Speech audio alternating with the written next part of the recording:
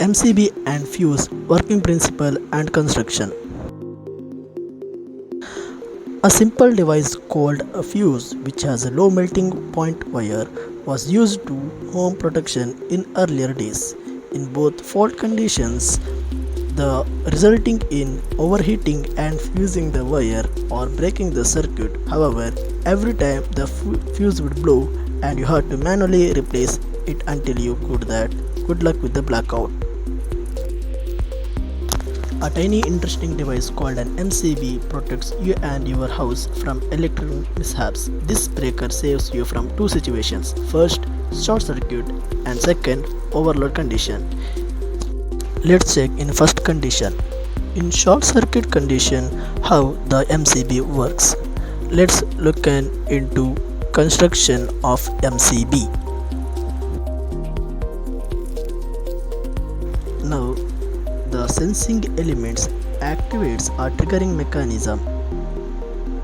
Super kick triggering mechanism which opens wide. A clever mechanism to achieve this objective is shown here.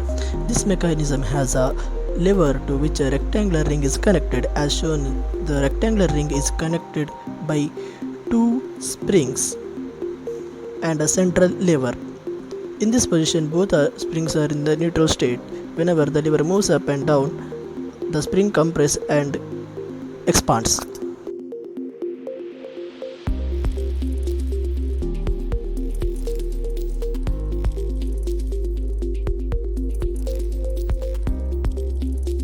Input trigger or input motion. When a fault occurs, the best answer is with an electromagnetic.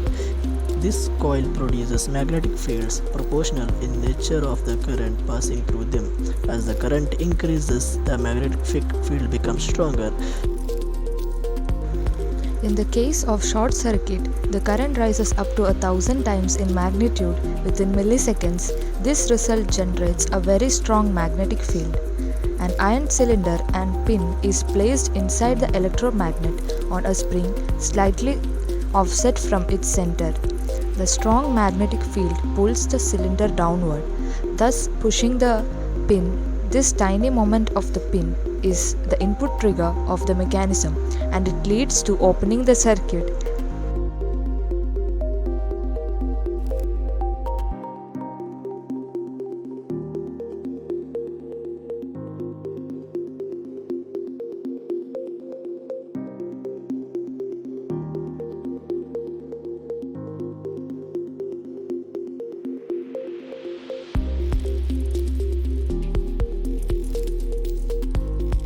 As soon as the contacts are opened, the current doesn't just stop flowing. The fault current is of larger value and will lead to air discharge, or current will flow through the air.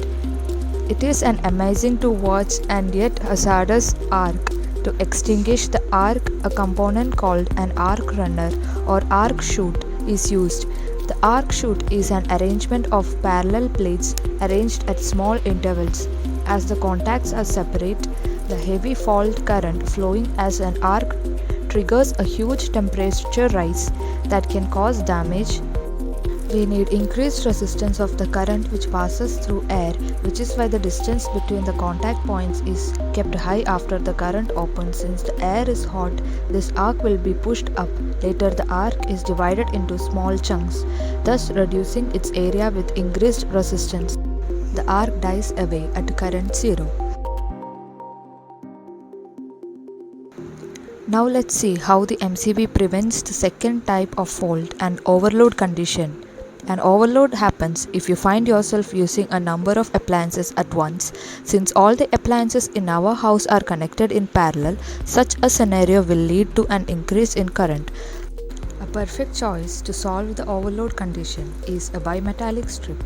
This sensor is a bit slower and offsets inrush currents as it stays around for only 10 milliseconds. When the overload current maintains for 2 seconds or more in a bimetallic strip, as the current rise heat causes the strip to bend slowly.